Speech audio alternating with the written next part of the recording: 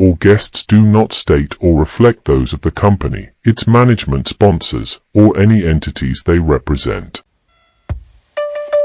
it's lit. We prime time. Subscribe, like, and share. Give us your feedback. Yo, I'm Manny at the plate and Kobe off of steel. Gretzky for the goal and Brady at the wheel. I'm a game changer, the Osaka of the tennis, and breaking scoreboards. Simone to the Olympics, defense and big business. The Mayweather who way better. From the greatness of Jim Brown, I've been down. Talking sports before I was off the porch. Screaming Bo knows while Jordan was playing horse. Late 80s getting torched by the drive and the shot. 2016 got a ring off the 3 in the block. They eased to forgot the cardiac kids. Price and Doherty, Bell in the Indian years. This who it is. Your host DeeTrynt, yo, that's a name banger. Come in the streets and talk sports with the game changer. Yo, your host DeeTrynt, that's a name banger. Come in the streets and talk sports with the game changer.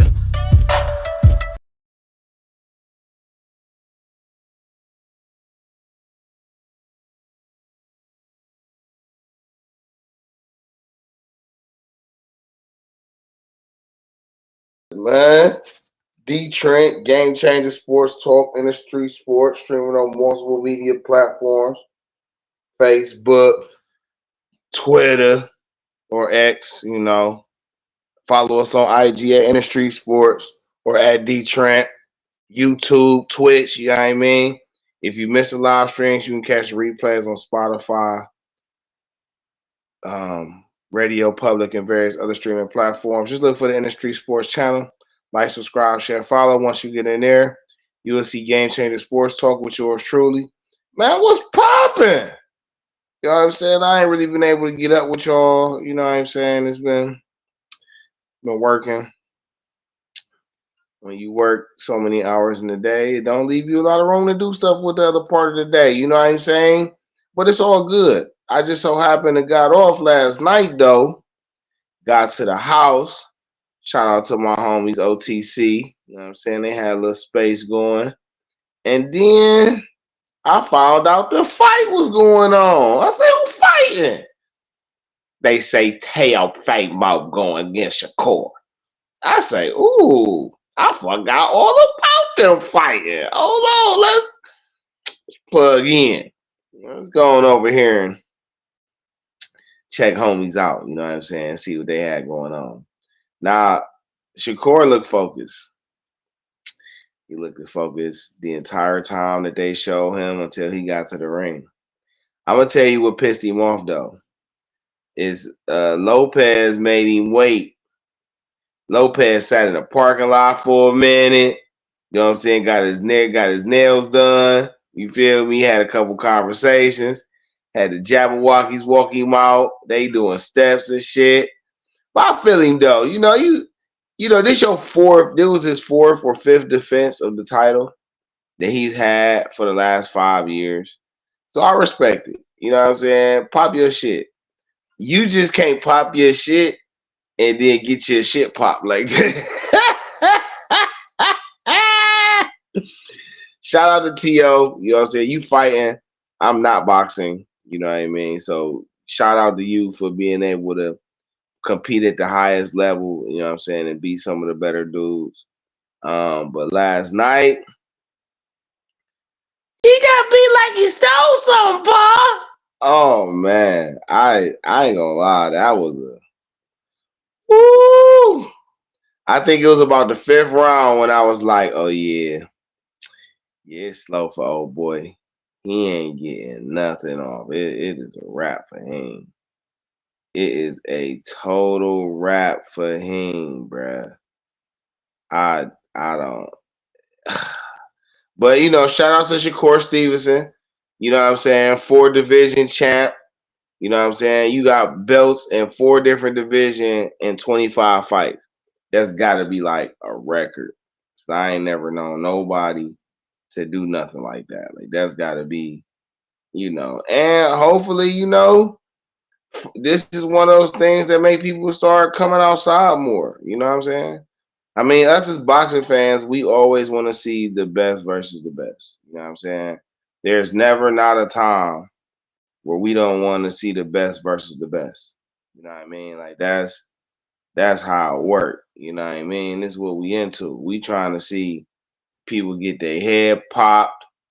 You know what I'm saying? We trying to see uppercuts, good feet work. You know, but that fight was crazy though. I ain't gonna lie. That fight was crazy work.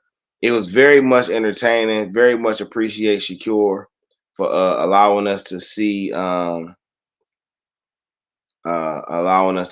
nice fight, see good skills on display.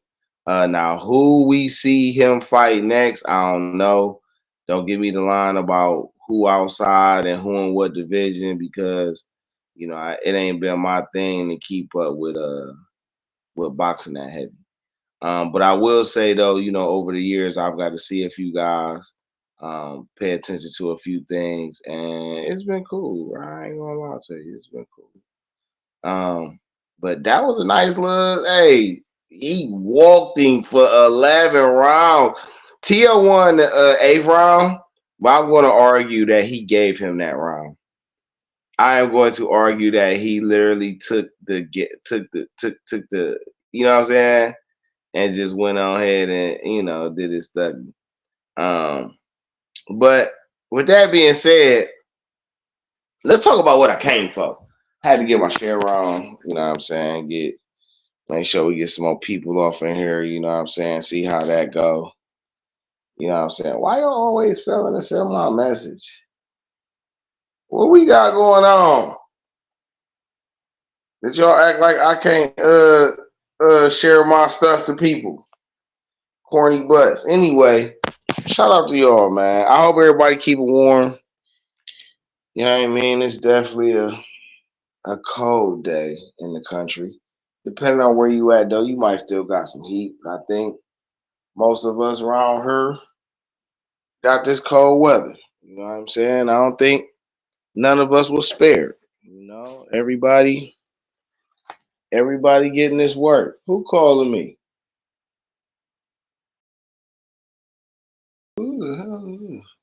Hold on.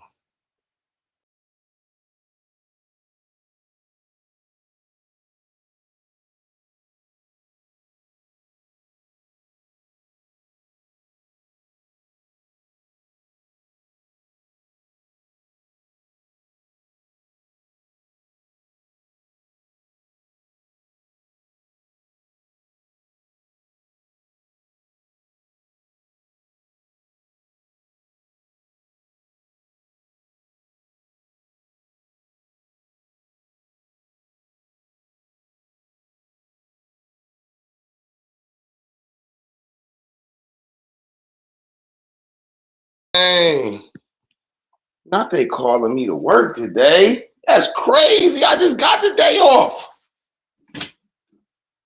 All right. Let's let's get it popping right quick. Hold on. All right. So let's get back to the conversation I was having. Browns had an interesting week. The Browns have had an interesting season. All right. Let's not just try to sugarcoat this to a week.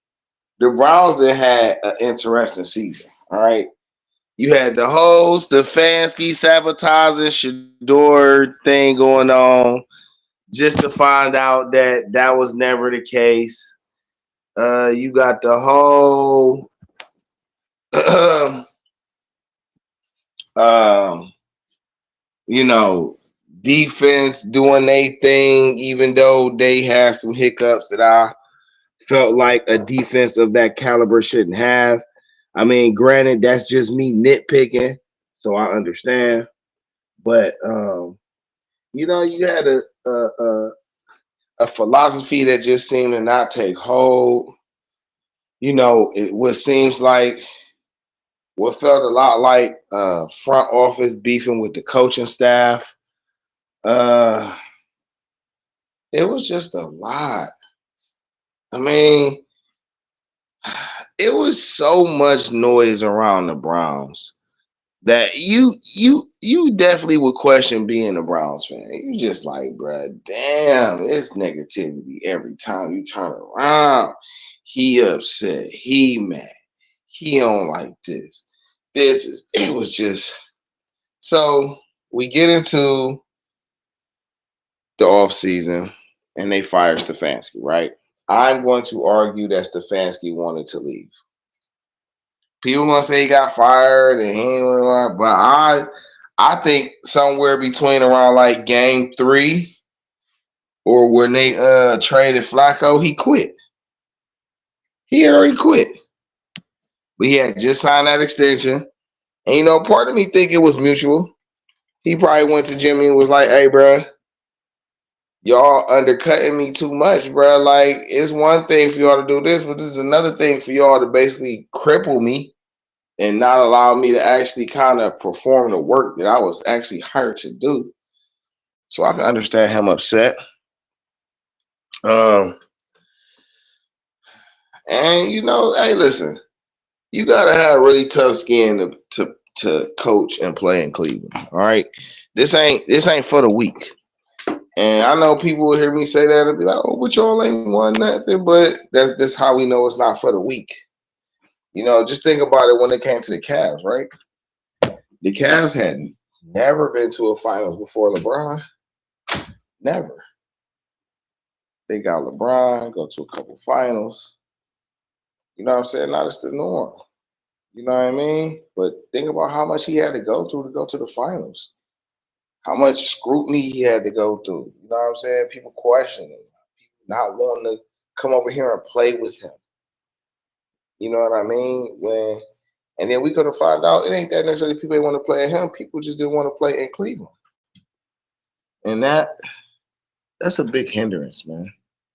When the city that you play for doesn't have enough respect to allow people to genuinely want to come over there and play for you.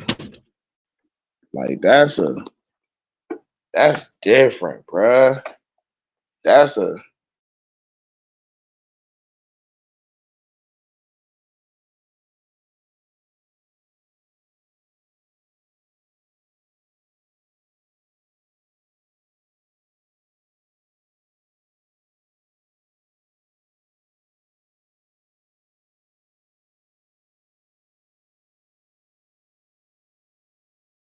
They want other people where people don't respect it. Why would you not question should you be there? How could you not question if this is right for you? I ain't saying that it should be that way, but I'm saying I understand. You know what I'm saying? Like I genuinely get it. Hey, Cleveland tough. All right. It ain't for everybody. All right. But for the most part though, I think Cleveland's done pretty well, right? So they had a coaching process. You got Mike McDaniels, who was up for the job, recently fired from Miami Dolphins. And then Mike Tomlin goes available. Nobody even knew that was going. I mean, not many people. And then Sean McDermott from the Bills, he becomes available. Kevin Stefanski's available now. Mike McCarthy came back. He came back and now he's coaching the Steelers. I even heard Mike Martz.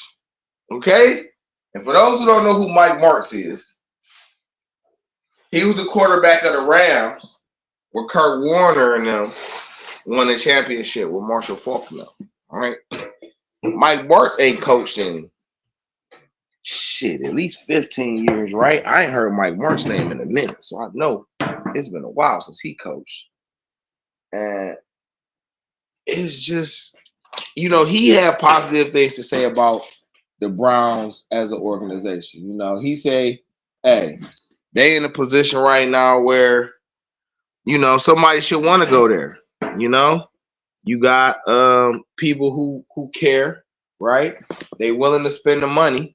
And people is crazy how I hear people talking like, oh, well, Jimmy just gonna throw money at it. Well, people forget it was a time where Cleveland teams wouldn't spend money on players at all. They wouldn't spend anything. I think my guy cured that. What's my guy name? Gun, not Gun. Who on the broadcast right now? Gilbert. Yeah, Gilbert. Dan Gilbert. You know, hey, listen, we want to win, we gonna pay. Hold on.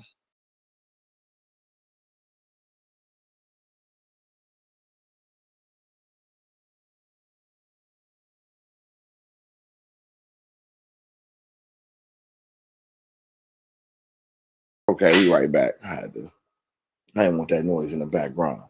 So yeah, you got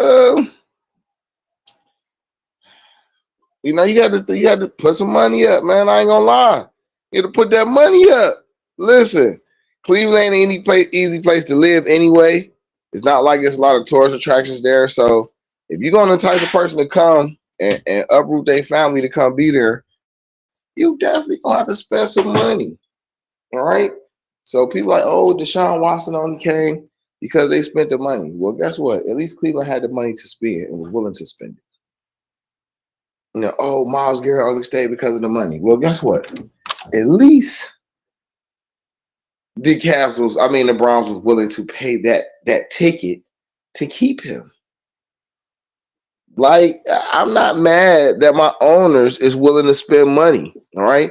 I just want them to spend it in the right places. You know, spend it on guys who gonna actually net us a return. You know what I'm saying? That's worth our time. You know what I'm saying? Bottom line. Like that's really what this boiled down to. So with that being said, you had Todd Monken in there. You had Jim Schwartz, who could have got promoted. They interviewed Tommy Reese. Who else they interviewed? They interviewed a few candidates. Grant Udinsky, who was who's the offensive coordinator for the Jaguars, and then Nate Shieldhouse, a young guy who's the passing game coordinator for the Rams. You know, the problem with the Browns is the offense. You know, the defense it used to be the defense, then the defense elevated. So now it's the offense. What up, though, Meech? How you feeling, bro? I'm cool. Appreciate you in here. Appreciate the share. Um, yeah, so either way, right? They trying to get their offense together. You know, we need to put some things together. I'm multitasking, moving around y'all, so I can actually sit down and get focused with y'all. So I'm just kind of knocking things off. I'm still tripping because my job just called me and asked me to come in, and that's blowing me right. That is blowing. All right. I ain't mad that they called me. I'm just mad because I ain't been off for like 6 or 7 days. So I might make them sweat a little bit. Anyway, so the Browns needed to get their offense together. They needed to get somebody in here that actually knows football. Positive.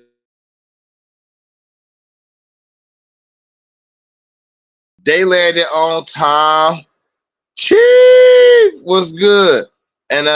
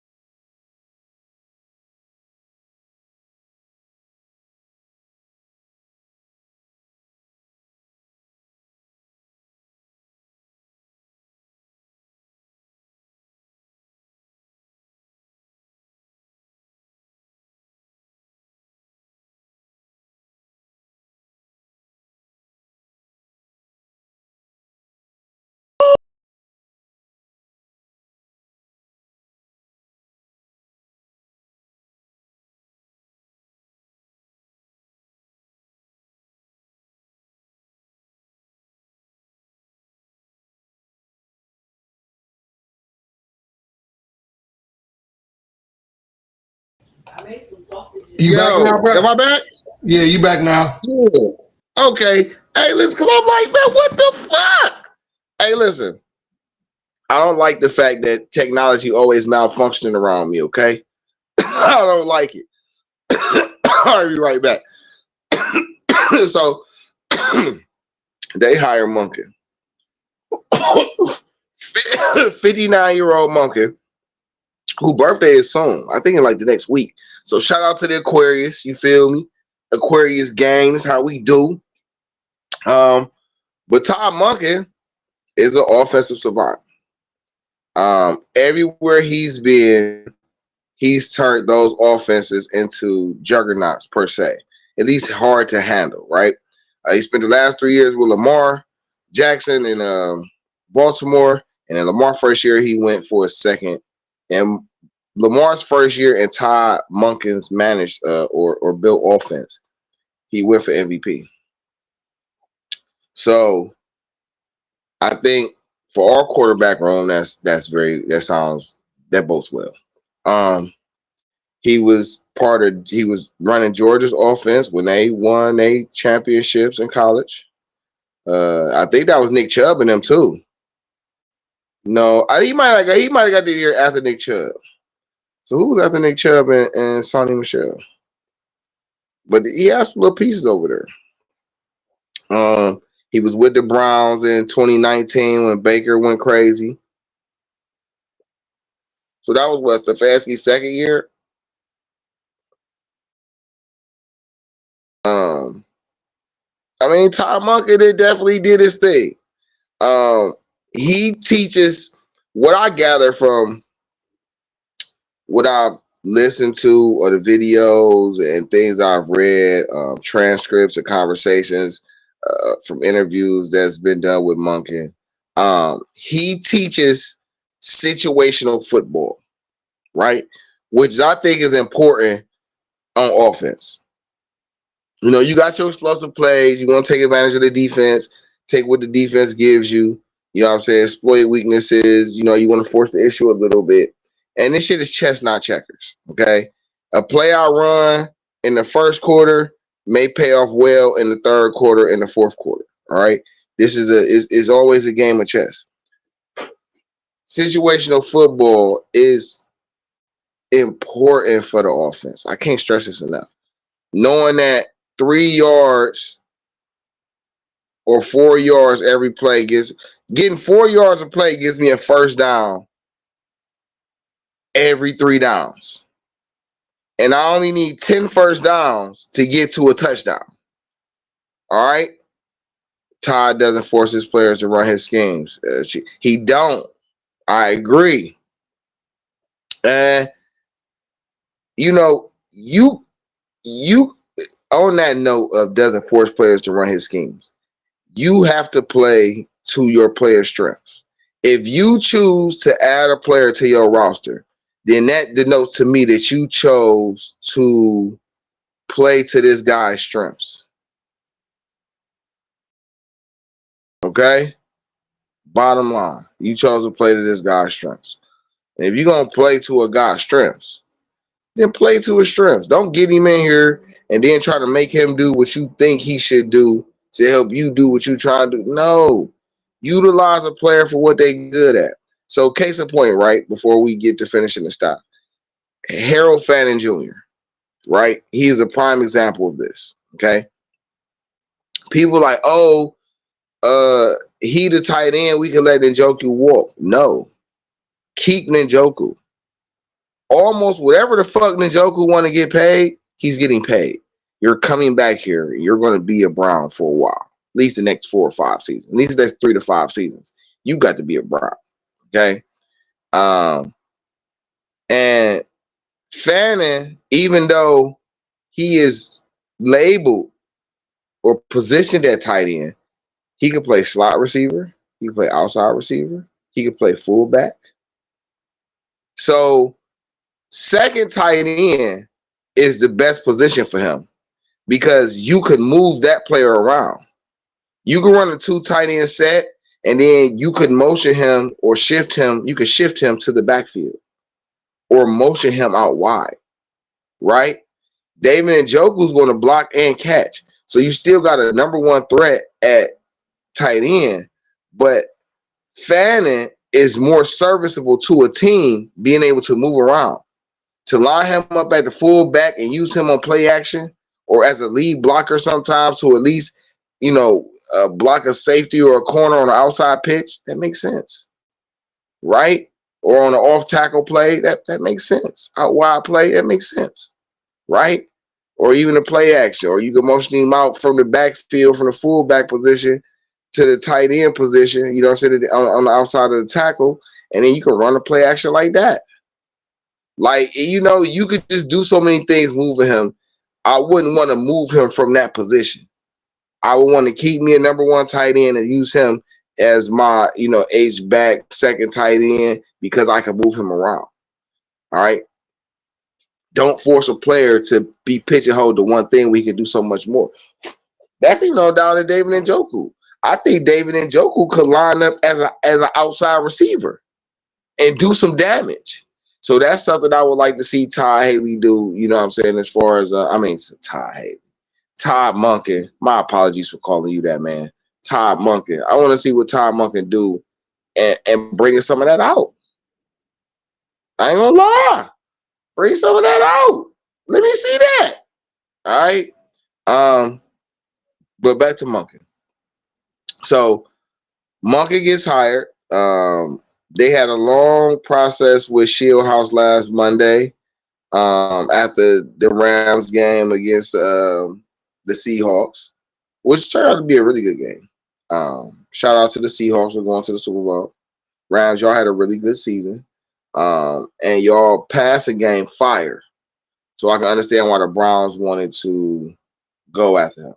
Yadinsky is a high young name. I understand why they wanted to go after him.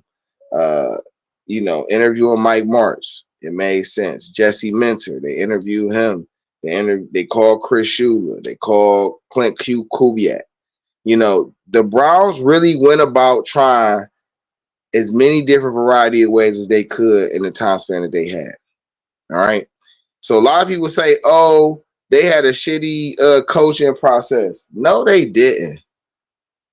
No, they didn't, bro. When you thorough about something, and I ain't saying they were the thoroughest, like I was there and I seen every little aspect, but I'm just saying from the optics of what I'm viewing of how they went about the process, they went about it just right. Let's see all my options. Let's do it in a timely fashion. You know what I'm saying? Let's get guys in here that we think can really help propel our football team farther than, and carry on from what the previous coach that brought us to from where we was at when we first all got here, right? And hopefully maybe I might be able to pair a few of these guys together, right? I might be able to put this coach with that coach and that coach if we could work it like that, because you want to get the best team assembled that you can, right? And that's what they tried, right? Now, Jim Schwartz, defensive coach, been here the last 3 years, thought he was going to get the job. He didn't get the job. I have no problem with him being upset and not feeling good about the fact that he didn't get the job. I have every reason to complain about why you throwing a temper tantrum at 60 years old. Why you stopping? I'm clearing my desk out of. Even if the Browns did, gaslight you, as the new word is, gaslight you, right? You're a professional. You have to be held to the same standard that the players being held to. You're a professional and you're a coach. So it's even worse on you because you're a leader. I don't like that he did that. All right. But everybody's human. And to me, even on the flip side, that shows me that he really genuinely wanted to have a chance to turn this thing around. And I'm not going to overlook that. Yeah, bro. Jim Schwartz wanted to come in here and put his touch and redeem himself as a coach, and he felt like he could take the Browns to the next level. but you don't have a track record, Jim Schwartz, of having a good offense. You got the track record of having good offensive players. But scheme-wise, so I think you should stay on the defense. I think you have to get better at zone. I think you as a coach have to find a way to not allow the zone defense to be such a hindrance on your schematics. You have to find a way to strengthen that. But I think you should stay. I think just as a leader of men and to change a culture in the city, saying, guess what? I know they can say all they want about Cleveland, but guess what? I really like coaching these guys. And all emotions aside, I know if we had a competent offense that we can get it popping. So, I mean, the dude you working with is a dude in your peer brain. Give him a little bit more bag, spice it up for him. I'm Jimmy, saying, they don't care about giving bread. Yeah. They ump that up, give him a little bit more bread. No, for real. And shit, he could be associate head coach. Or if he not, hey, listen, you don't even got to be associate head coach, bro, but you run your whole defense the way you want to. You virtually a head coach anyway. You call your own players, you picking your own staff, you picking your own players on that side of the ball. Like, bruh, stop being greedy. And I ain't saying there's something wrong with you wanting to do it all. I'm just saying because you didn't get it is not the end of the world. Bruh, you could still run the defense. Miles had 23 sacks. Get him 25. Get him to 30 because he should have had 30. Get him to 30. What we talking about? You know what I'm talking about? So, but if he don't, right, there's always that possibility that he doesn't. And we got to get a different coach in here, right? I'll say this. Everybody else likes Schwartz as a defensive coach better than me because his inability to call good zone coverage and his unwillingness to allow his cornerbacks to travel with the best receivers was a big thing for me on his defense. You know what I'm saying? And that's just me saying, like, hey, if he gonna leave and we gotta find somebody else, it is a few things about that defense that I wish I could have got better. So I'm not necessarily tripping, but I am tripping if y'all bring in a guy and he not better. Let's be very clear. Jim Schwartz want to walk. I mean, he do got 2 more years left on his contract. I think, too, also, as a man close to his 60s,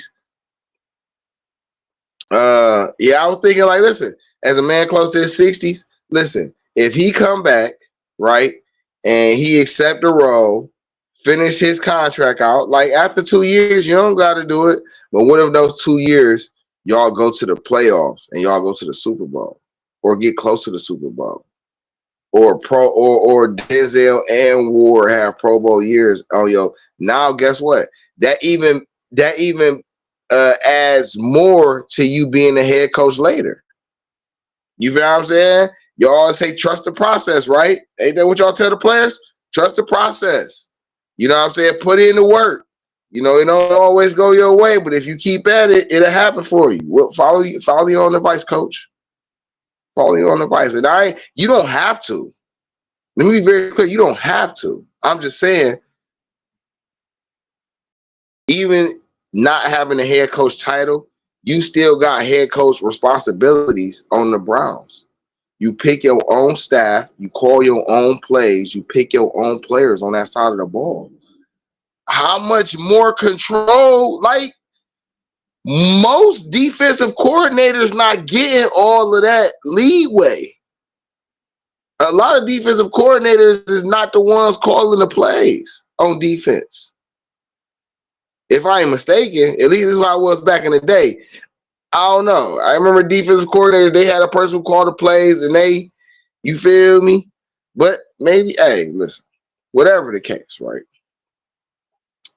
I just feel like Swords got a good position over there. He don't got no reason to be tripping, but I do understand why he's mad. And I think it's okay for him to be mad, but I also think it's okay for the Browns to still ask him to stay. And I think it's okay for him to fulfill his contract, but I also think it's okay if he want to leave. Like, you feel me? Like, I'm either way. Like, no, I don't feel like nobody's wrong in this position because everybody wants what they want. And I can't tell you wrong or you a bad person for wanting what you want. You're human. You gonna want what's gonna make you satisfied. And there's nothing wrong with that. You feel what I'm saying? But only one thing can happen. And once you realize that thing is happening, what you gonna do? You gonna keep it pushing? Or you gonna, you know what I'm saying, get what's going on and see what you can turn it into. Now, this is just football, you feel me? But I think it'll just bode well for the team if you stay. I think for you, the team, and all those players in the long run, I think it bodes well if you stay the last 2 years and allow Todd Monken to complement your defense. And worst case scenario, groom somebody to take over the defense to stay with Monken. It's probably a coach on your side who like Monken. Groom him to take over the defense then. You feel me? And keep this thing going. Because that's ultimately what you want to do is leave a legacy, right? That's what the old coaches did. They had a certain identity and a system that they ran. And even after they retired or left or moved to a different position, a lot of teams kept that philosophy for their team. I don't think it was until like the 90s, late 80s, 90s, and I really think more like mid 90s, late 90s, when teams started adopting a different philosophies than the ones that made them famous. You know what I'm saying? Got them notoriety or got them winning. You know what I'm saying? So, but even with all that being said, me personally, I have no problem with Todd Monken because of his philosophy, because of his aim to play situational football and take advantage of every loophole he could find. That's how you play the game, right? He did get his offense. He brought over a run game coordinator and a pass game coordinator, Travis Switzer, who was the run game guy for Baltimore, as I'm over here. Pass game guy, I want to say is Slayer or Slay. Let me something. No, yeah, it's something. Let me get his name right quick. And then they're interviewing their on the field analytics guy. His name is Daniel Stern. Now, I don't know if they hired him or not, but I heard that this guy is in charge of situational football percentages, right? If we go forward on this play, the percentages of how this play works against this defense in this situation, or the league results from what plays work or don't work in these situations. You feel me? And that matters, right? Knowing the odds of something gives you a better feel of what to choose in the moment or in certain moments. You know what I'm saying? Listen, whatever you can use to win, bro, I ain't knocking you. We got to win. You feel me? DeeTrynt, Game Changer Sports Talk, Industry Sports, streaming on multiple media platforms, Facebook, YouTube, Twitch. Follow us on IG at Industry Sports or at DeeTrynt. If you missed the live streams, you can catch the replays on Spotify, Radio Public, various other streaming platforms. Just look for the Industry Sports channel. Like, subscribe, share, follow. Once you get in there, you will see Game Changer Sports Talk with yours truly, DeeTrynt. Appreciate y'all being in here with me. It's early morning. You feel me? It's definitely like 7 degrees in Florida right now. I'm finally chilling. I had a chance to really talk these sports because I ain't really had a chance to actually talk sports and really express my feedback on things I've seen. And And I'm really just shooting from the hip with y'all right now. So y'all really getting the natural me just straight from the hip. You feel me? I ain't even scripted out today. But in my mind, I knew the topics I wanted to hit, and I know what I want to express. So we back to Todd Monken and personnel possibly, right? Now, I talked a little bit about the coaches, right? At least what I can talk about right now. And if I, revisit that during the stream, then we'll revisit that. Talked a little bit about the process. Oh, let me point out something else about this process. Hold on, right quick.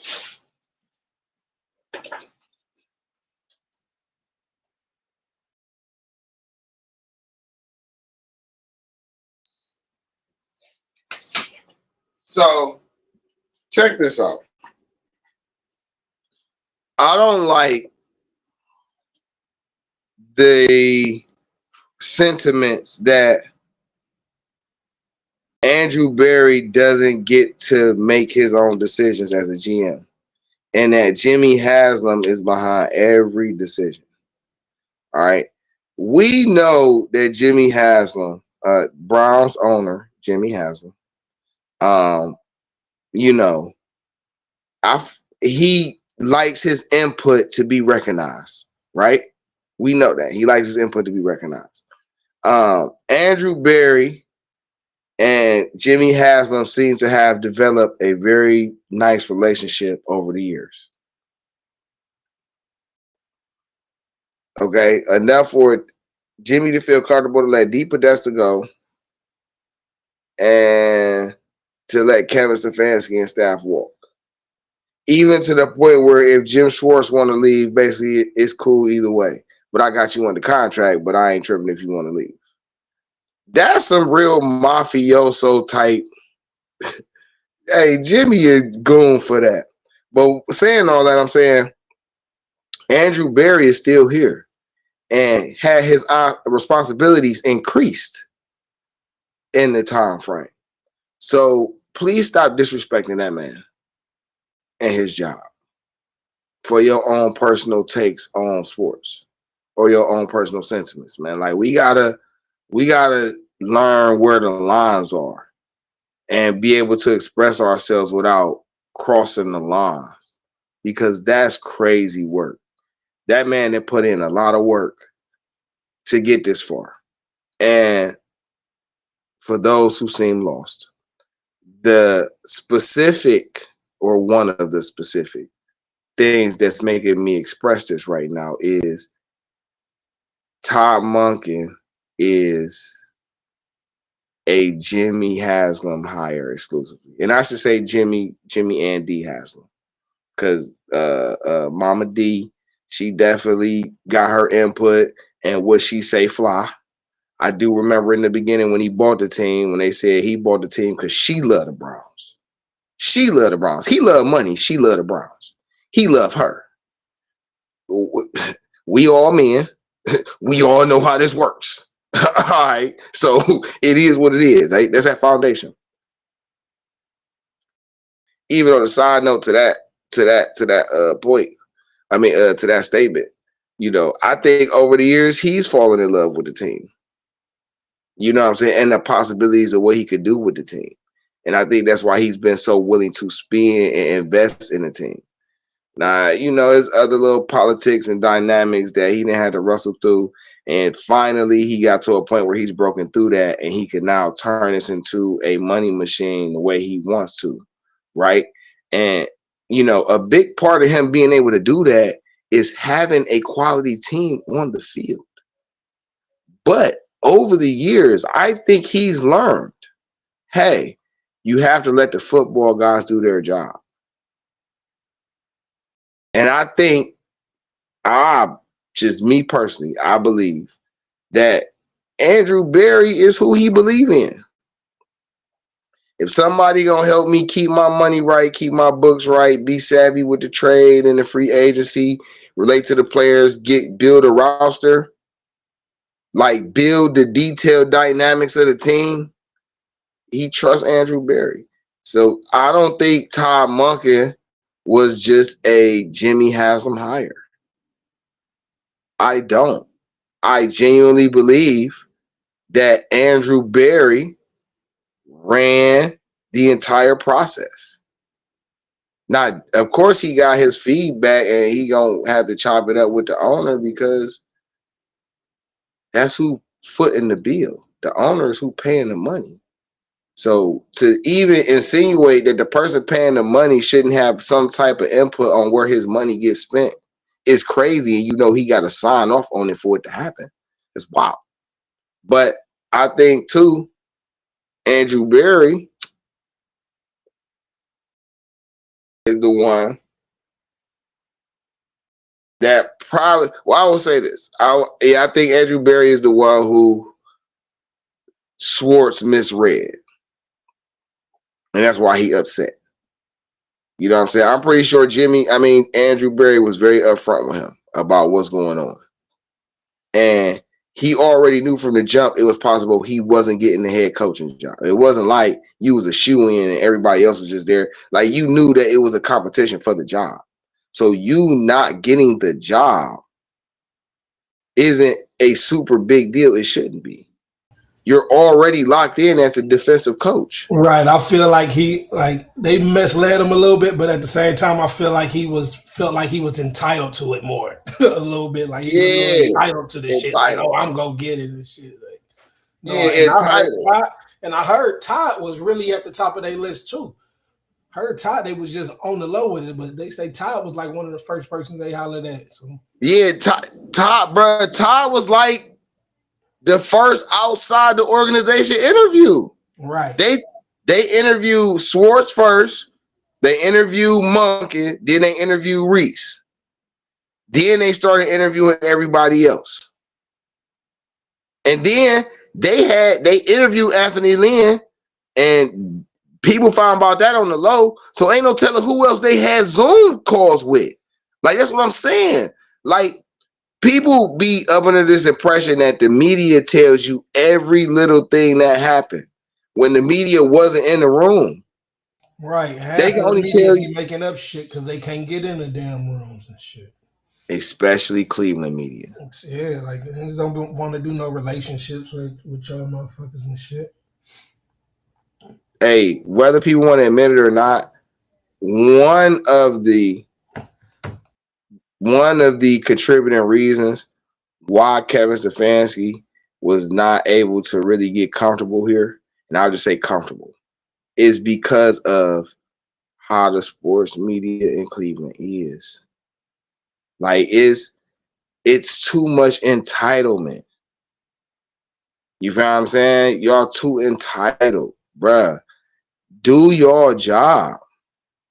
If y'all actually did the job, we wouldn't be having a lot of problems. And you know what the job? Y'all supposed to break down sports.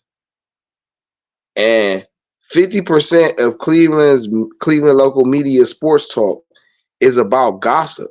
Right, bro. And that's what I was saying. Like, during the coach hiring process, they like, we just need to get this over with where we can go on with our lives. Like, what the fuck you mean?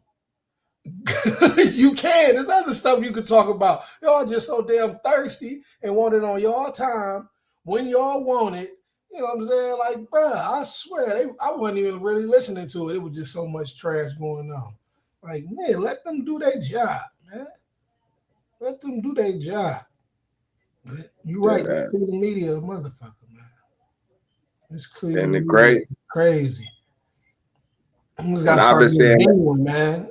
Start going a long way now. Everybody's stuck in that old media way. That's why I was mad when people was going at the lady in Jacksonville. Like, now she gonna be the one that get the exclusive interviews and the scoops. You know what I'm saying? Because she showed him love. Like, and I know that's gonna go a long way. So Coach gonna be like, man, let me get her the exclusive on what we got coming up, or trade about to happen or something. Because she really cared. The rest of y'all just thirsty and trying to get a story. No, dead ass.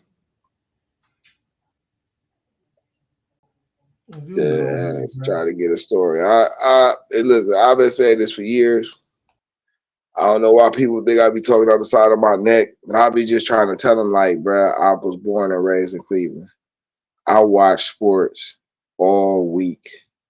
All right, from the rooter to the little league, high school, college, professionals, like, semi-pro, Canadian league. Like, I even watched rugby a little bit. Like, when I was, especially when I was younger, I watched all sports all the time. All right, and in doing that, you read. We had the newspaper back in the day. I read the paper faithfully. I watched ESPN and all the sports talk and read the Sports Illustrated and the CBS back when way before the bruh, like, Cleveland sports media always been like this. They always been like this. This ain't nothing new. All right. It's just that now social media running amok and now people get to see it. But I read the columns. I read them all daily. Like, and I'm not making this. I read it daily. My daily routine. You hear me? You get my morning breakfast and my paper with my orange juice and my breakfast. You hear me? Like, and so I just feel like it's a lot more talented people out here, especially in that market, in that media market, that really can break the game down and really give fans what they need to know about the sport that they are fans of.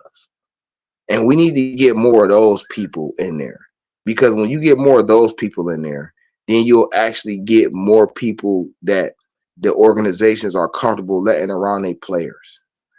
Like, y'all just be looking for headlines and stories right now, and y'all not realizing how y'all not realizing how y'all impacting these people's lives because you try to justify what I'm just doing my job.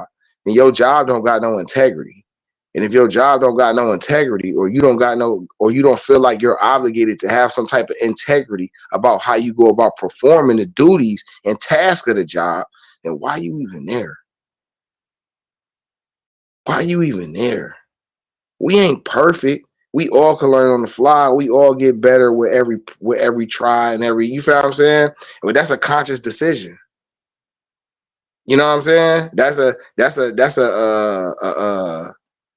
specified effort to be better at this. And come on, man, like, y'all doing the most. But anyway, let's get back to these sports, because I don't want to fall into that trap. So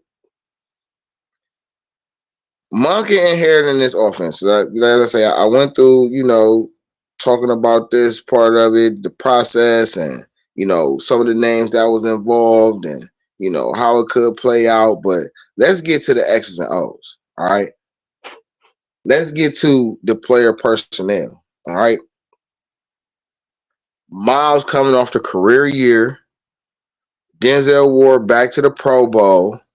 All right. You got a quarterback room that's got Deshaun Watson, Shedeur Sanders, and Dylan Gabriel. Let me say this again. Bruh, ain't nothing wrong with the quarterback room. Deshaun Watson is coming back healthy. Any fan of the Browns or football who's telling me that they wouldn't like to see a top flight Deshaun Watson playing at his top play y'all lying.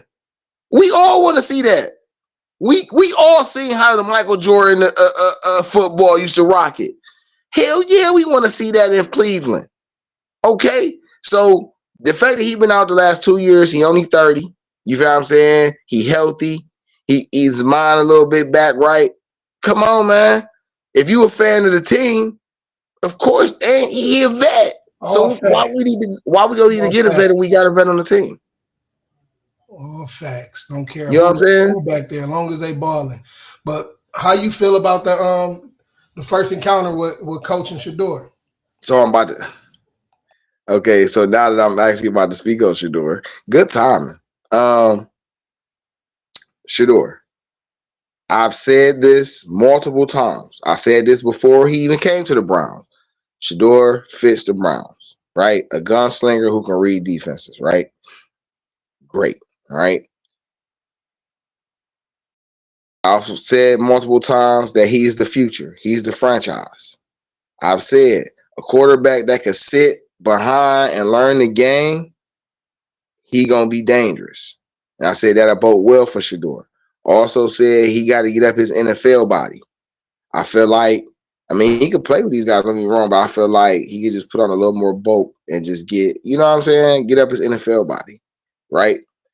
And allow the team to put a better offensive line and set of weapons around him so he can actually play the position at his highest level that he can play it at, right? That interaction with Todd Monken and him verifying the fact that the Ravens wanted to draft him because he wanted to draft him says everything. And What he more proof in the recruited him. pudding do you need? And he recruited him in Georgia. In Georgia, right? So what? What more proof do you need? People have a hard time believing what's in their face, which is crazy. Seeing is believing. Okay, witnessing is everything. You seen that? Oh, he just putting on for the cameras. No, you just saying that because you don't want it to be true, bruh. He told you, hey, we wanted him. So being that Todd Monken 60, been in the game for a minute, he is seeing quarterbacks who sat behind for a couple years and got their game right while they got the rest of the team right. Okay, then. You know, come on, man. So, and now you got Dylan Gabriel. I don't have a problem with Dylan Gabriel being that guy. Not that guy, being the third quarterback. I mean, it's that guy. The emergency quarterback, the backup quarterback of the future. I have no problem with that. I've been saying that. Deshaun is the now. Shador is the future. Dylan is the backup who will eventually become an offensive coordinator or something, play caller or something. You know what I'm saying? And I'm chopping it with the OTC homies, and they like, and I tell them like, my problem with Dylan is he plays scary. So if Todd Monken get a hold of him and he don't play scary, we might actually see some fireworks. We might actually catch a little Doug Flutie, little Jeff Garcia ish. You know what I'm saying? We might see some of that because you not out. You out here willing to take chances, and that's what I meant by playing scary. He ain't willing to take chances. He just want to play it safe and play it conservative. And all that's playing scary. When you play it safe and play it conservative without taking no risk for no high rewards, you're playing scary. That's because basically you willing to hit somebody in the mouth, but you're not willing to take a punch. Man, this how a fight work. There ain't gonna never a time you be in a fight and you don't take no punches back. That's not how it work. You gotta get hit to give some hits. You feel me? And if you know how to not get hit, that's because you used to get hit before.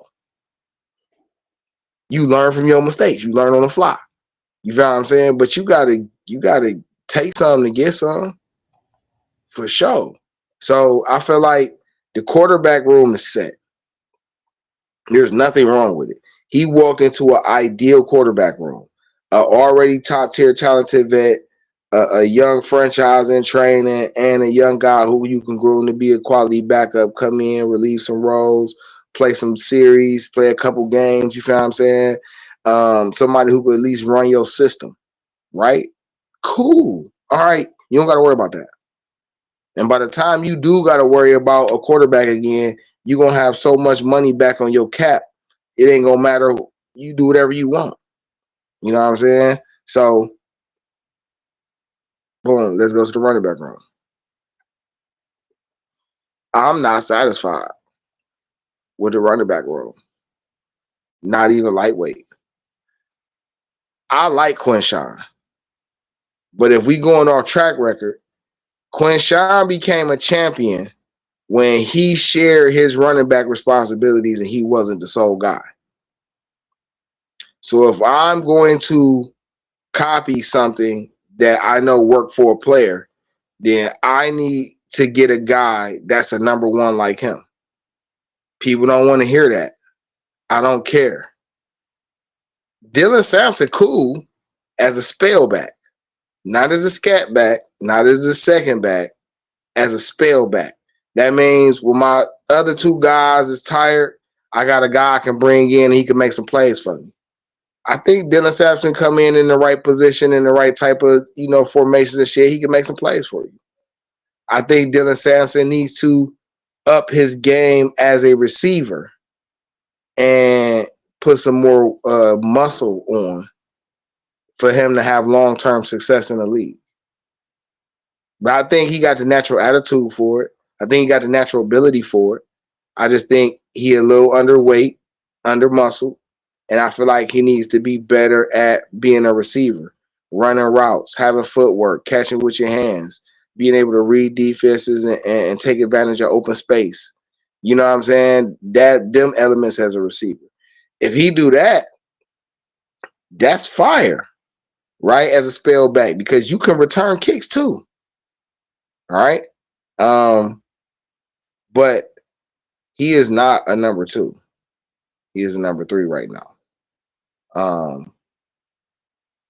Quinshawn is a 1A or a 1B. I don't think it matters. He a 1, but he either 1A or 1B, right? You need the Browns need to acquire a 1A or 1B to go with Quinshawn. All right. You got I like Jeremiah Love because he's a receiver and a running back. So a lot of people hate when I say this, but let me, before I say that, when it comes to the Browns free agency and offseason, I'm under the mindset that the Browns should use free agency to build the offensive line. All right. I believe Weipler, DeJuan Jones, Zach Zinter are all still under contract. I think Tevin Jenkins, I think you could bring back. And I think you could bring back Cameron. You feel me? But maybe you get your first round pick back and get something out of that, right? But then you got other guys. Tyler Linderbaum is a name I'm hearing a lot. There's a couple other guys I think, and I think the Browns should use the free agency to build the trenches. Re-sign players on your team that you feel like can be impactful for long-term success. That's offense and defense, but I ain't got to the defense yet. I'll tell you players on. But on offense, re-sign Njoku. I think bringing Jeremy Thrash back is a good idea. I think bringing Jed Wills back is a good idea. Making sure DeJuan Jones is healthy. You got Weipler, Zach Zinter, Tevin Jenkins, Cam Robinson. All right. So then you could bring in a couple nice top flight linemen. And then at some point early in the draft, you can draft a lineman. Right? But I think drafting a lineman got to be for the second pick or for the second round, second and third round. I ain't gonna lie to you. That's just where I'm at with it. Right now, we don't got to try to rebuild the whole line, but right now we got to put something solid in place that we can utilize. So you got guys down there, you got a good coach, getting some more talent down there and let him see what he could turn that into, because that's what his job is, right? So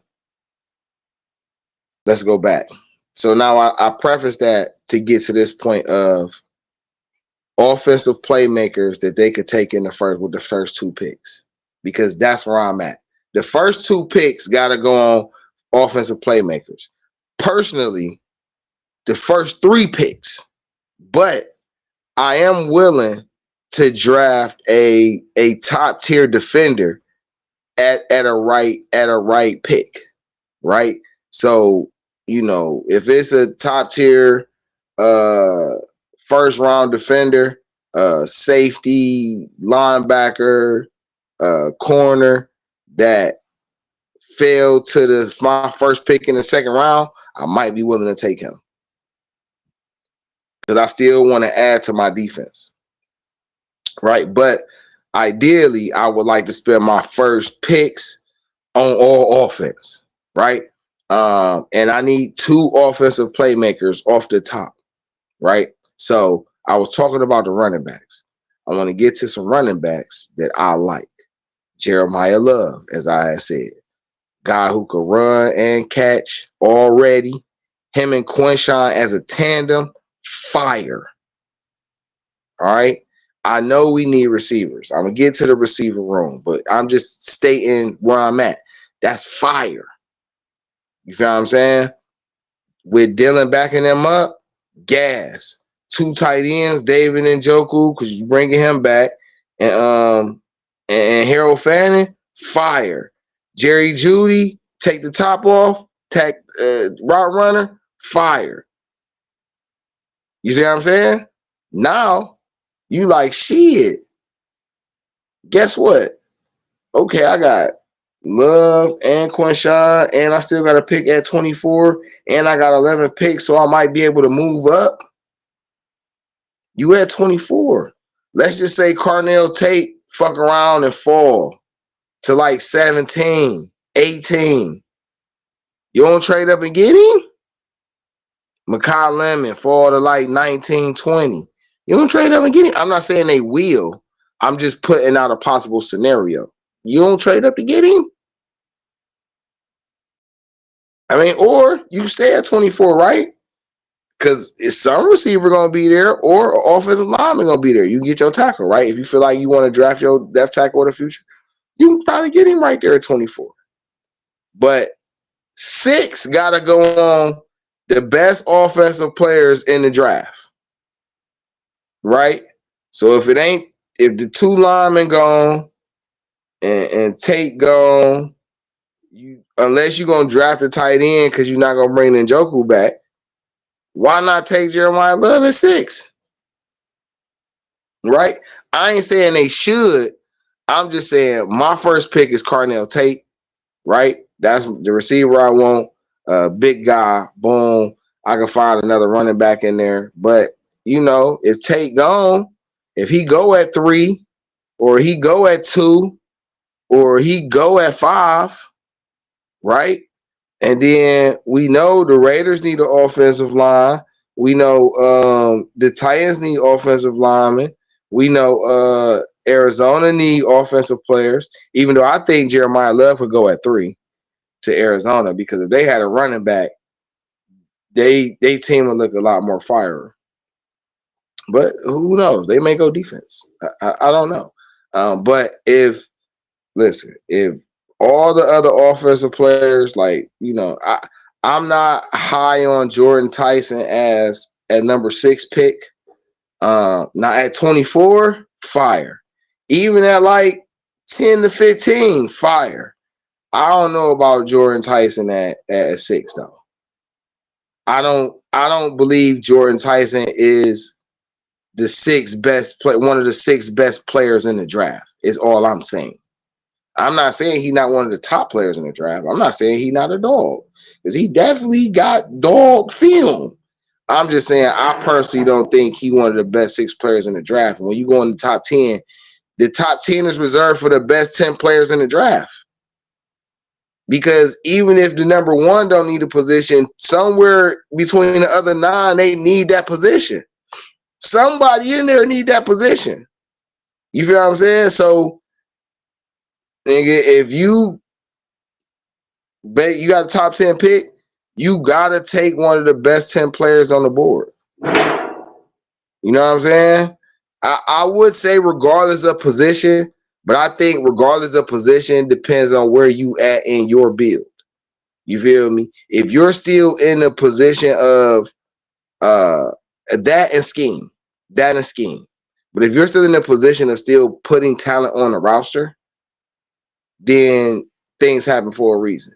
If you're still in the business of getting guys to fit the scheme you specifically want, you know what I'm saying? And even though you got a guy on your team, this guy really holds it down, like to the true form, that's something you got to consider. You know what I'm saying? But at the same token, on the Browns offense, they don't the cover ain't bare, but it's dry. It's on its bare minimum. So every weapon that you could add to the team is a positive. You hear what I'm saying? So, all right, boom. I was speaking on Jeremiah Love. Other running backs I like. I like the guy that played with him, Jadarian Price. I think he's really good. I like Singleton. I think he's really good. Um, I like CJ Donaldson, right? Um, I don't know if the Fletcher cat is coming out of Miami, but I thought he was pretty nice. And I was looking at a list the other day of some other guys. You gotta excuse me for not remembering their names off the bat right now. But it was a couple guys where I'm like, hey, we in the AFC North. We're gonna run the ball. It's not ideally like I want Shador to be running the ball. He's not Lamar Jackson. So I would like two running backs. I like two running backs. I like a balanced back who could do it all, but that's really my workhorse. And my second back got to be a guy who could line up at receiver, move him around. Now, me, in the thinking of drafting, because you know why I want Carnell Tate. 6'3", run routes, catching double coverage on a regular, big body, take the top off, could still do possession work. Yeah. Future number one. Pair him, you put Junior on the other side, cool. Right? We still got Isaiah Bond.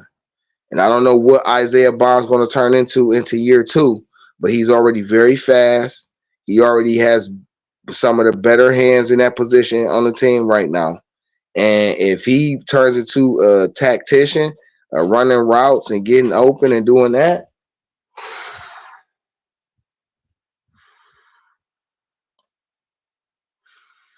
wait, hold on right quick.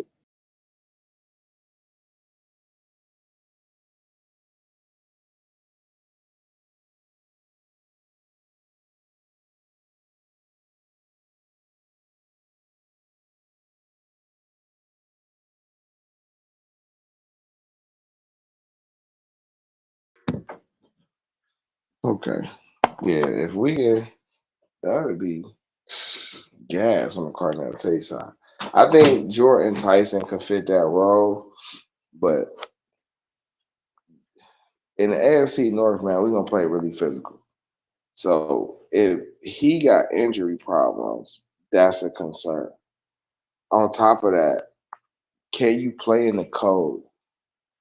So that's a concern too. You know what I'm saying? But if you can play football, you can play football. Don't get me wrong. It ain't gonna matter. You feel what I'm saying? But you know, every person is different. Just because I know one person can, don't mean I believe the other person can. I don't. I think to be a top 6 player in the draft, you gotta have less concerns than you have positives.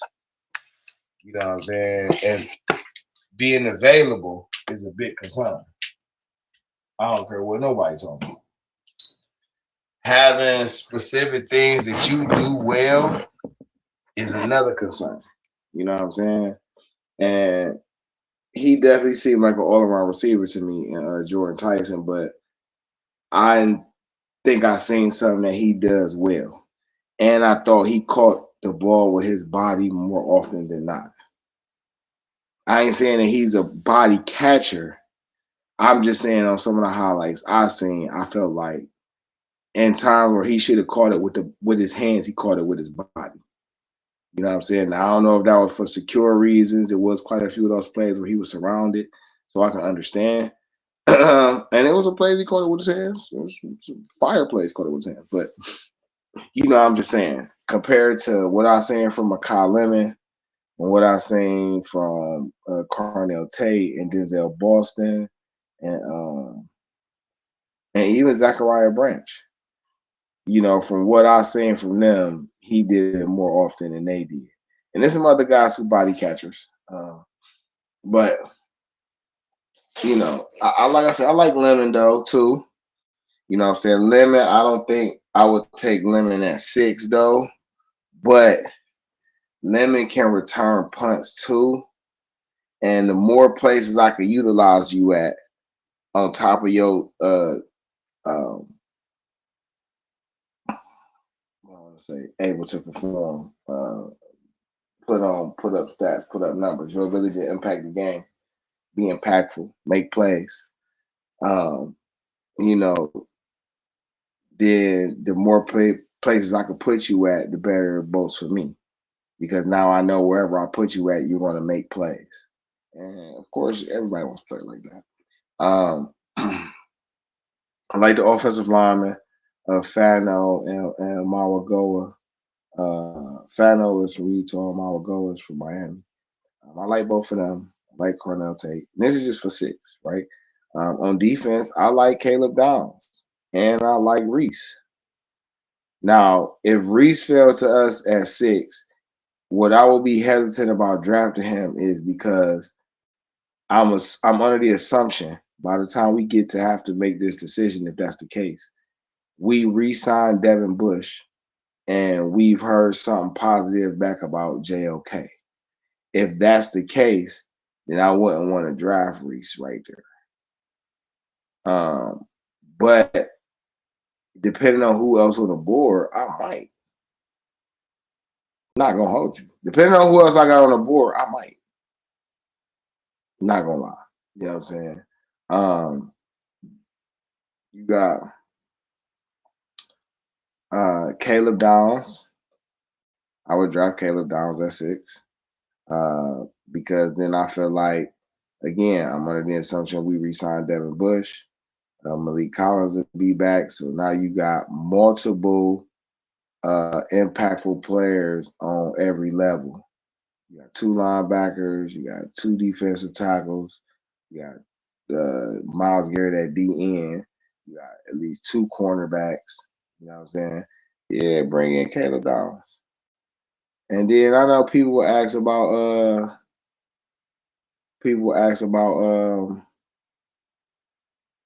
what's his name? Martin Emerson. But my thing about Martin Emerson is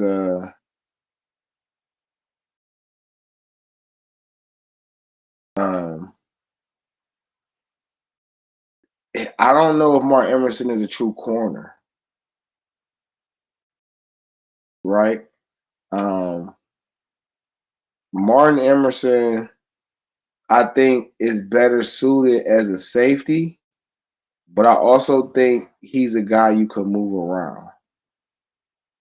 So I would be penciling him as like a third safety nickel back if I'm gonna bring him back. Now, I would be willing to try Martin Emerson out at strong safety.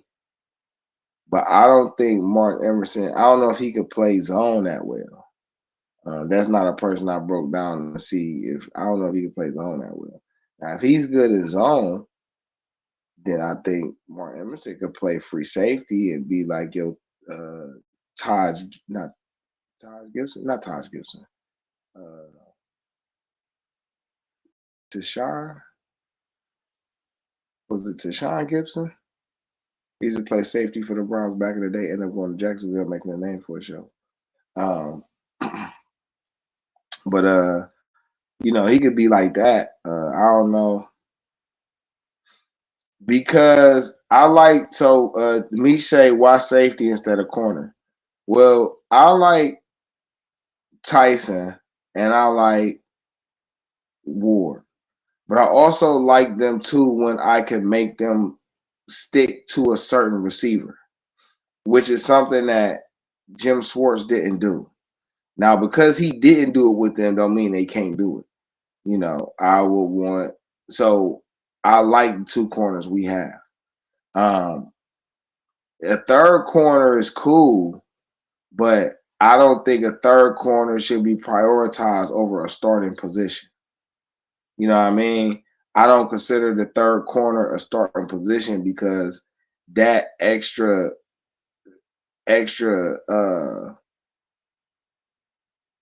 I guess, for the lack of a better term, I would say field defender, right? Space defender, because that could be cornerback. It could be a third safety. It could be a excellent coverage linebacker. That could be any number of people in that position. You know what I'm saying? So you got Tyson Campbell, right, and you got Ward. You got just Grant Delpit, and we've had trouble filling that free safety slot. And Caleb Downs could play that position. So if all the offensive players is gone, because again, I would draft Jeremiah Love at 6, bro. I don't care what nobody talk about. If Cardinal Tate not there, I would draft Love. For one, two, Quinshawn coming off injury. So I already know that, depending on at what point you get to actually playing football again, by the time you get to training camp, I'm going to have to find an answer for you anyway. So I might as well just get somebody right there that you can play alongside of. David Becker said, I agree, especially with Emerson coming back. We're gonna be good at corner, maybe draft one late. We could probably find one late, and we might even find a young one in free agency. You know what I'm saying? But I definitely think that the safety position is definitely if Caleb Downs is there, you know what I'm saying? Him. So okay. So for 6, I'm looking at the best offensive players on the board, and I feel like Carnell Tate, the Mawagoa left tackle or tackle. I think somebody said he was a right tackle and Fano was actually the left tackle. So let's put Fano right there because we need a left tackle. I think we got right tackle. We need left tackle though. So Fano, Carnell Tate, Fano, or Jeremiah Love. I wouldn't take Makai Lemon or whatchamacallit at 6. But Jeremiah Love can run and catch. And then I got Harold Fannin and I got Quinshawn. And, I'm under the impression we bring back Ninjoku. Bruh, that's a fire offense. If you telling me that I'm putting Deshaun Watson with Jeremiah Love, Quinshawn Junkins, Harold Fannin, David Njoku, and even if it's Jerry Jeudy, bruh, that is fire. I don't care what you talk about, that's fire, right? But and then again, right? At 6, I gotta take one of the best top 10 players on the board. Right now, Jeremiah Love is rated the third best player, second or third best player in the draft. You know what I'm saying? Yeah, bro, I gotta take him. You know what I'm saying? Or I'm taking Carnell Tate. Tate might be gone. But anyway, then we move to 24, right? So let's just say Tate was gone. No, let's say I got Tate. Tate was at 6, right? He was there. I drafted him. So now I got Carnell Tate with Jerry Jeudy. I got Quinshawn. You know what I'm saying? I got, okay, boom. So now we get to 24, and you like, okay, who here? We've been penciled in to take the Caden Proctor dude. And we should take him, right? But if I just got Carnell Tate, I need another weapon. You feel what I'm saying? So I don't know, man. I think at that point I probably might have to take the offensive tackle. You know what I'm saying? But I might be willing to take Jadarian Price though. I don't think Nick Singleton a first round pick, so I wasn't him. But I think Jadarian is. I think them two Notre Dame running backs is like Cadillac Williams and Ronnie Brown. I think they that special. I think both of them is first round picks. I'll take Price right there. Price gonna bulldoze it. You know what I'm saying? Run it. You know what I'm saying? Quinshawn can catch. You feel me? And this is why I like Quinshawn, because Quinshawn can run and catch, but I don't think he's a good pass blocker. And that's okay. And because you're not a good pass blocker, I think it's okay for me to be like, okay, well, then I could just use you as like the power scat back. You feel me? I know if I get you in space, you're going to make shit happen. You feel what I'm saying? Even if I give it to you between tackles, you're going to make it happen. But if I get you in space, you definitely doing your thing. So, yeah, you feel what I'm saying? I'll take Darian right there. Or I I might be open to take another receiver. Or I might be willing to take the best defensive player on the board. I think where I'm in the mindset of, if I get Tate with the first pick, if I get the receiver I want, then at that point I'm playing with house money.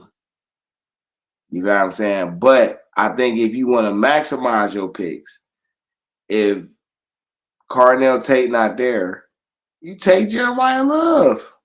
You take Love, and then you take the best receiver on the board with 24. Flat out. Now, it's some tight ends there, but if you thinking about taking a tight end to pair with Harold Fannin, because it's like two of them that's fire. I think the one from Baylor and the one from Oregon, I think they both projected first round picks. If you want to take one of them, then you're telling me David Njoku not coming back. You know what I'm saying? But we got to draft a receiver, and I would very much like to draft a receiver in the first round. You think it's possible we trade back again if Tate is off the board? I think it's possible, David. I definitely think it's possible that they could do that, but I will only be willing to do that if it's the Rams, because the Rams got 11 and 15. So then that gives me 3 first round picks this year. And they'd be like, well, why you don't get a pick for next year and take Jeremiah Love? No. If Jeremiah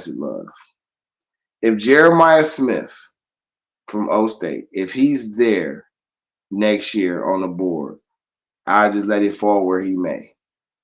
But I would rather get their first 2 picks this year, because that's a straight up trade.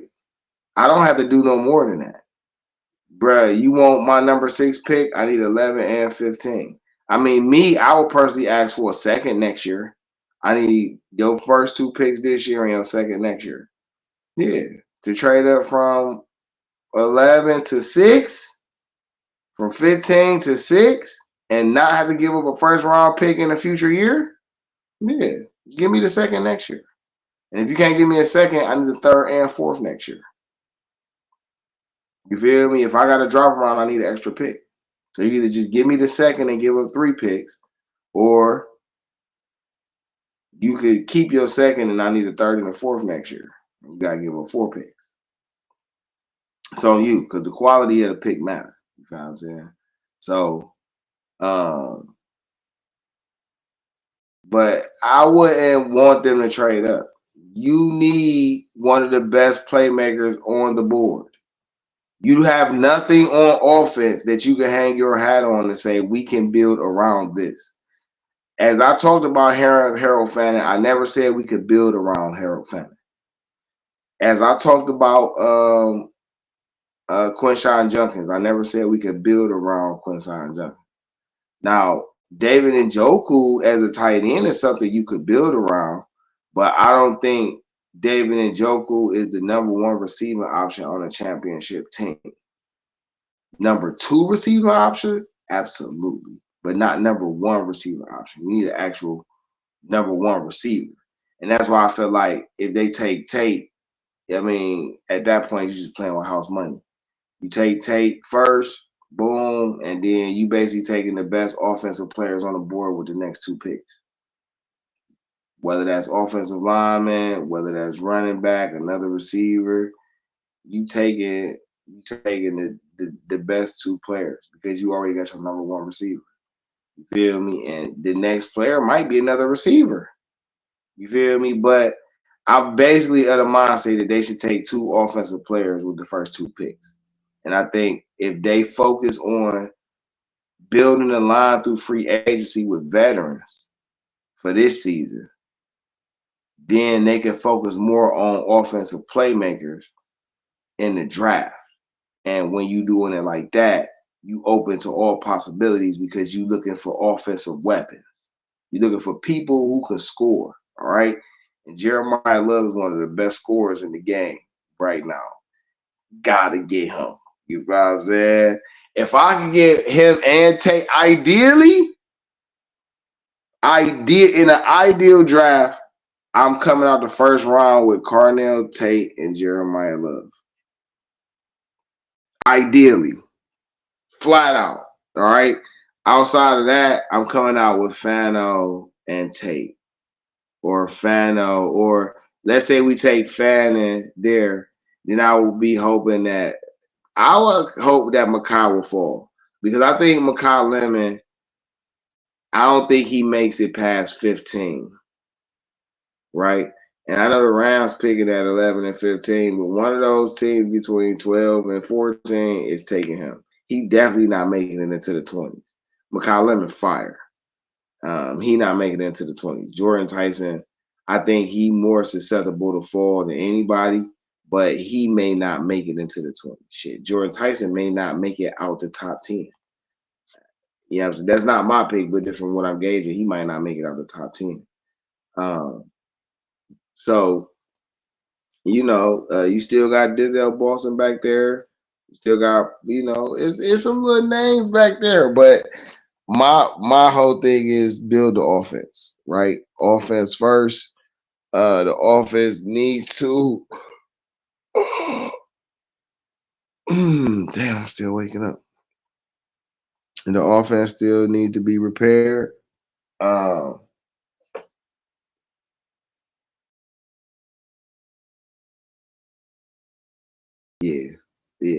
I need.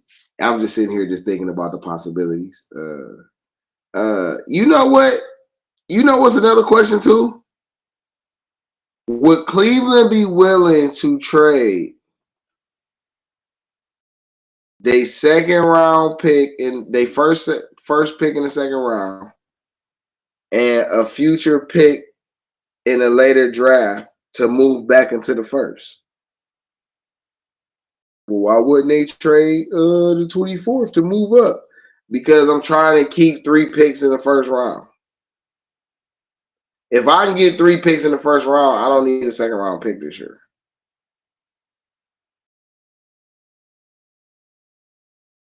That's just how I would look at it. Like I don't need a second round pick this year if I'm going to get 3 first. So I'll be trying to trade basically my first next year and my second this year to move up into the teams, basically, and to keep my pick at 24.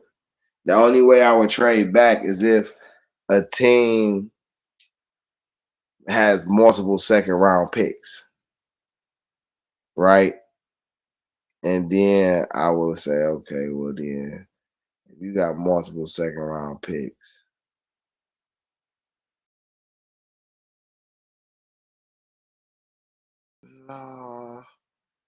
no, scratch what I was about to say. No, scratch that. No, scratch that.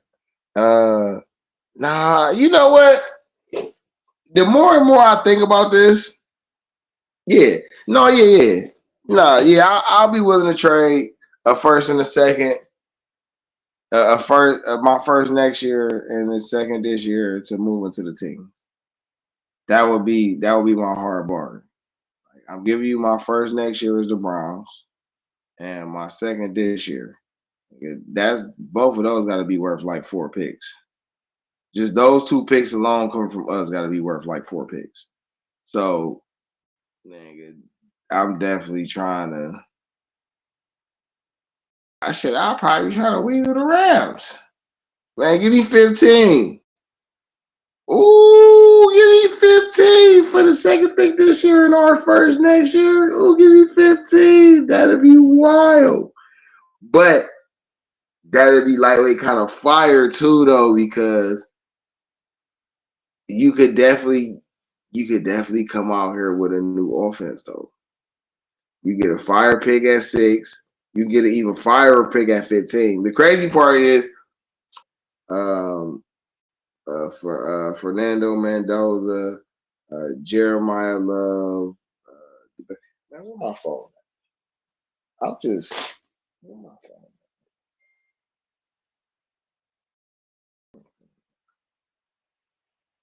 As I was just looking for it, I found it. All right, you know what I'm saying, and so yeah, let me hold on. I'm gonna do this one little part, and then oh yeah, definitely ain't even got to them Cavs yet. Definitely got to get to them Cavs right quick too for a second. But hold on, let me just go to the draft right quick. All right, boom, best available.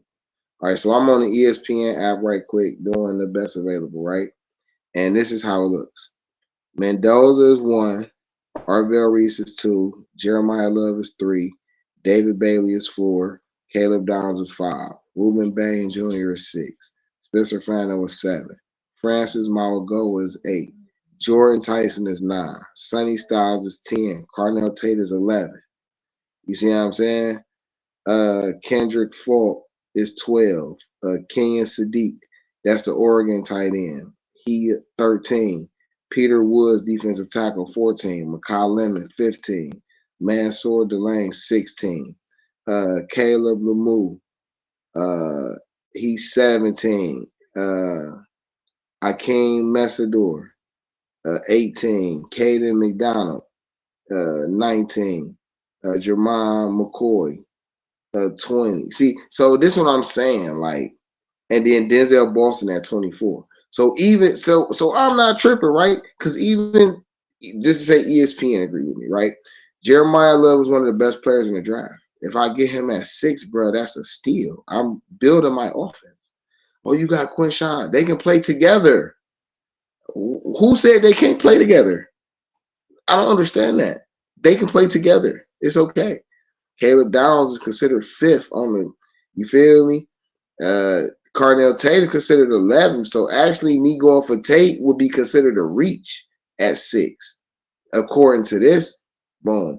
Taking Malagoa or Fano at 6 would be considered okay because they consider 7th and 8th players in the draft. So taking them at 6 would be cool.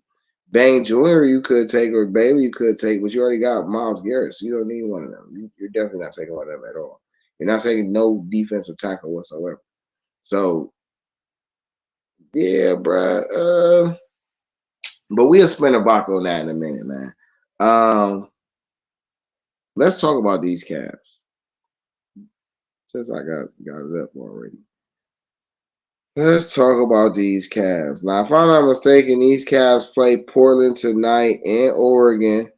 9 o'clock tip off. The Cavs are 19 and 21, and Portland comes in at 23 and 26.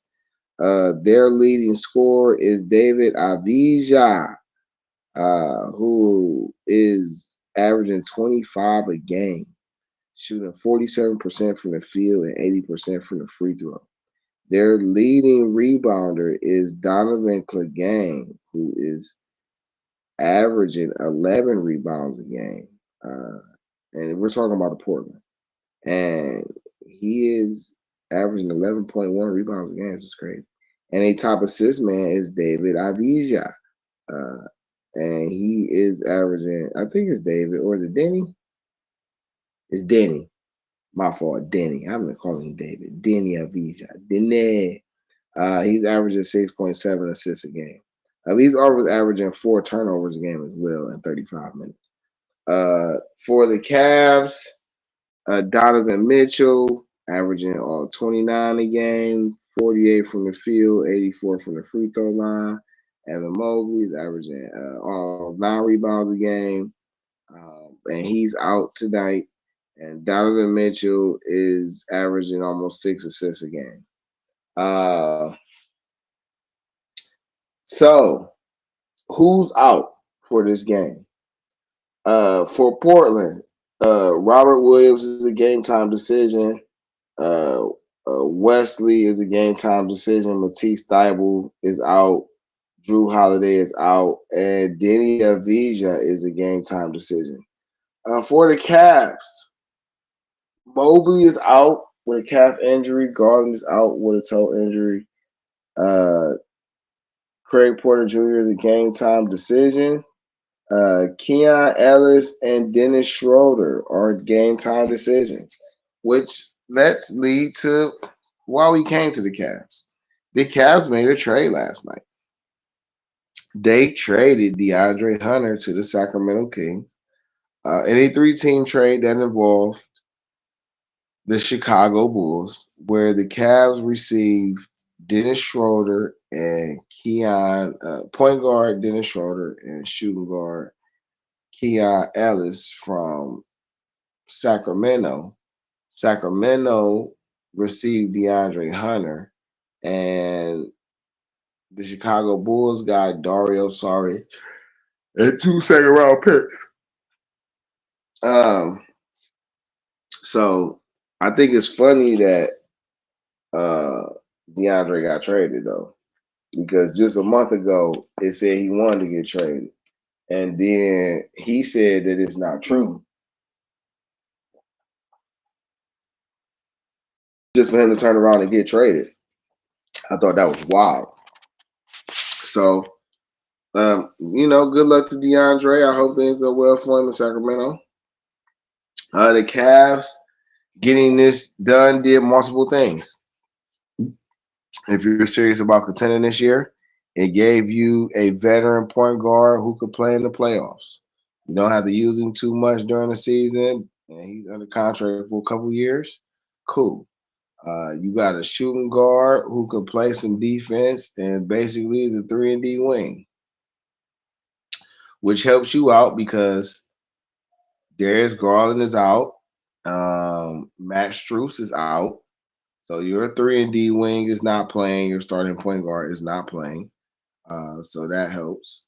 Lonzo Ball is not performing, and he's probably not going to play anymore. They're probably going to trade him, right?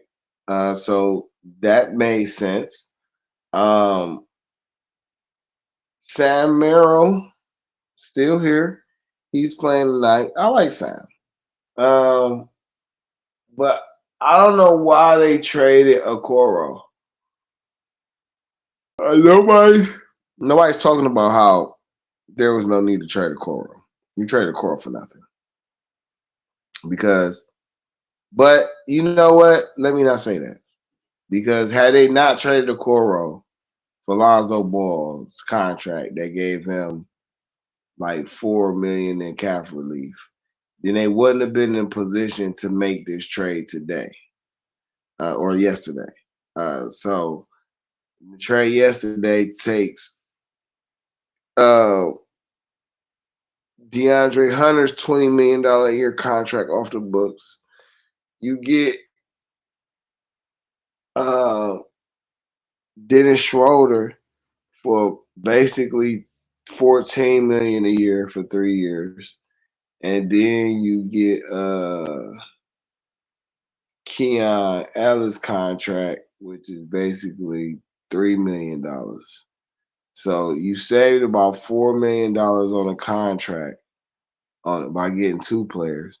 And that magically took about $50 million of cap relief off the Cavs. So trading DeAndre Hunter opened up $50 million in cap room.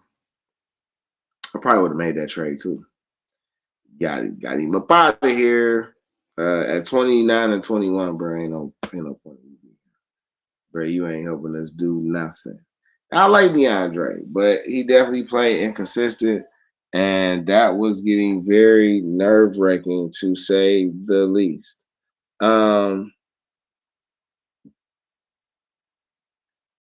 Who else?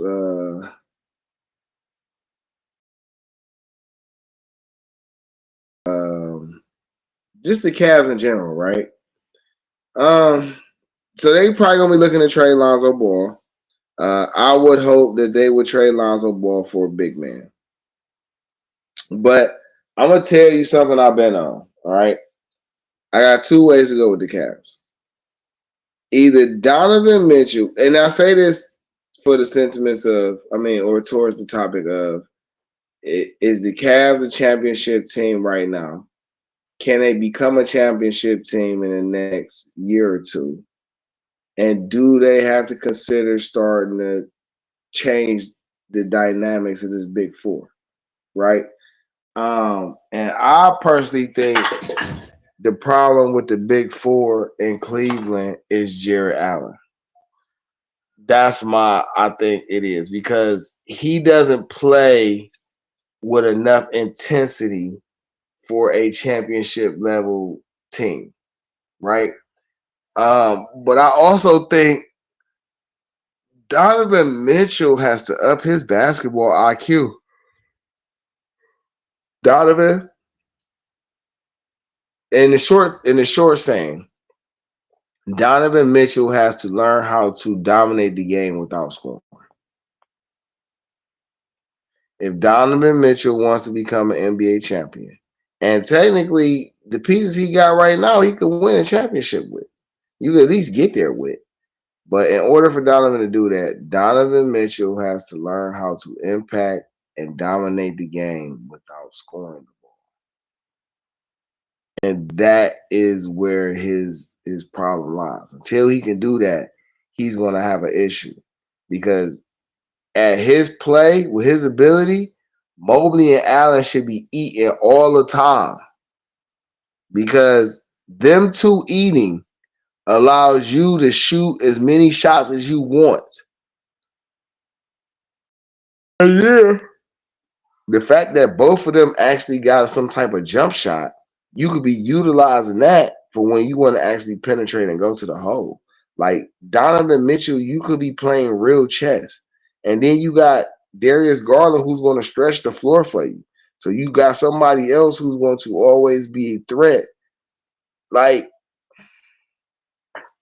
bro, they should be using this is the best way I can break this down. They should be using Darius Garland like they used Rip Hamilton and Andre Miller, right?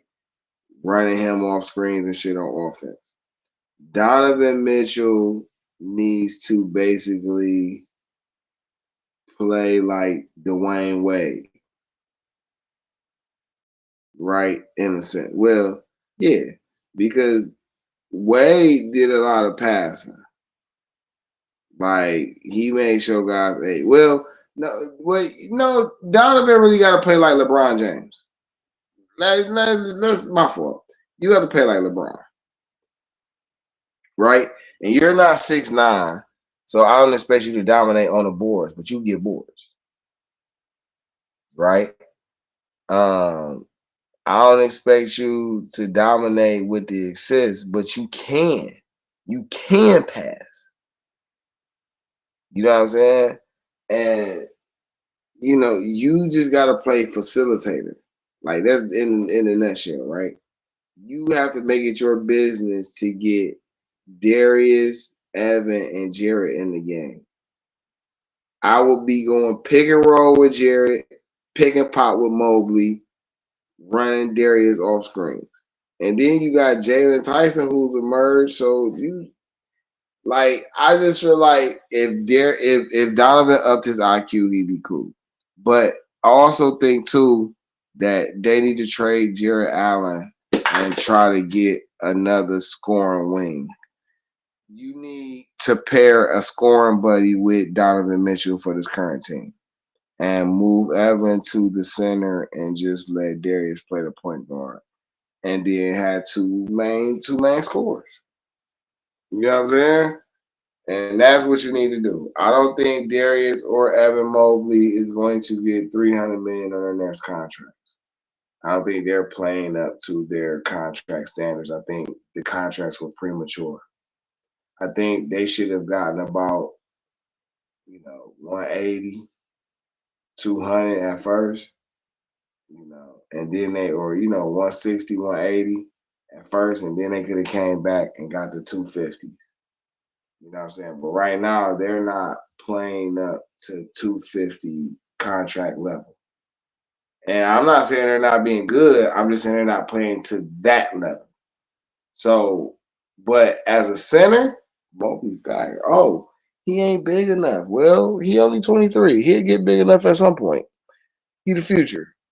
And then Garland just played a point guard. You got a point guard with a handle that can stretch the floor, facilitate. Look, it's all good. So Kenny Atkinson don't need to switch up his philosophy. If he run another 3-guard lineup, that shit gonna piss me off. The fact that he don't got plays for Jared Allen pisses me off. Evan Mobley needs to take more 2-point jump shots. That is the key to unlocking your game, Evan. You need to take more 2-point jump shots. You don't take enough 2-point jump shots. Wherever you catch the ball at in between the paint and the 3-point line, you should be money. I think if you do that, that'll unlock the whole rest of your offensive game, make you more of a dog. Jared Allen gotta play with intensity, bruh. You gotta play like Ben Wallace. I think that's my problem. I'm expecting Jared Allen to play like Ben Wallace, and he making me mad. I think that's what it is. That's what it is. Jared Allen needs to play like Ben Wallace. If he wants to earn this $30 million a year contract, you need to play like Ben Wallace. Right? Evan Mobley really plays like Tim Duncan. But he's just not, like I say, he needs to get his 2-point shot together. And Darius Garland should have never came back. When the season first started, I said Darius shouldn't play until around All-Star break. If they would have just waited and just let him play now, he would be healthy. But this is what happens when you pressure yourself for no reason. And because Donovan not taking over the reins like he should, in the way he should, he's allowing some of this stuff to happen. Now, I'm not saying that his fault that Darius is injured. I'm saying that it's his fault that Darius felt the need to rush back. You should have been the one telling Darius, sit down, bro. We're going to need you at the later half of the season. And now you may not get Darius back until the playoffs if you want him fully healthy. You're definitely not going to get him back until March. If Darius tries to play before March, he's going to mess up his career. And I don't want to see him do that. And I don't want to burn no bread on him. I hope he'll mess his career up. But I think right now you need to let that toe heal, bro. Let it heal. You need your toes. Let it heal. You young, but you ain't that young. Let it heal. Kenny, man, utilize your team, bro. Don't be JB Biggerstaff and and acquiring the 2 players though, they let go of Luke Travers. I don't like that. I think they should play Luke Travers. They saying Luke Travers ain't got no offensive game, but so what? He can play defense. You know what I'm saying? He can get some rebounds. He can pass. He don't got to score. So he'll get a dunk off. So he'll open 3 every now and again. But you need that size and that defense and that rebounding. He could be a top-tier rebounder. Right? Y'all gotta learn how to utilize guys and get them for what they can get them for. But man, I already been rambling for like 2 hours. I appreciate y'all. It's been a minute. Maybe on my next off day, I'll be able to get back at y'all. DeeTrynt, Game Changer Sports Talk, Industry Sports, streaming on multiple media platforms, Facebook, YouTube, Twitch. Follow us on IG at Industry Sports at DeeTrynt. If you miss the live streams, you can catch the replays on Spotify, Radio Public, various other streaming platforms. Just look for the Industry Sports channel. Like, subscribe, share, follow. Once you get in there, you'll see Game Changer Sports Talk with yours truly, DeeTrynt. And I appreciate y'all coming through, chopping up with me, listening, you know what I'm saying, giving you feedback. We'll get more into it later, but definitely bring your people on. You know what I'm saying? The replays will be up there, so y'all have your people come in. It's cool. I was thinking more like Duncan. Yeah. No, it's cool. Yeah, bring your people in, man. Have this discussion, man. Listen, the platform always open. You know what I'm saying? If you get to a video you like, you feel me, have your people come listen to it, play it on the big screen or something. And then, you know, y'all have these discussions, you feel me? And I definitely, you know, y'all type up, leave your comments. I come by and reply. We get it popping, you feel me? I appreciate it greatly, man. Y'all be easy ones.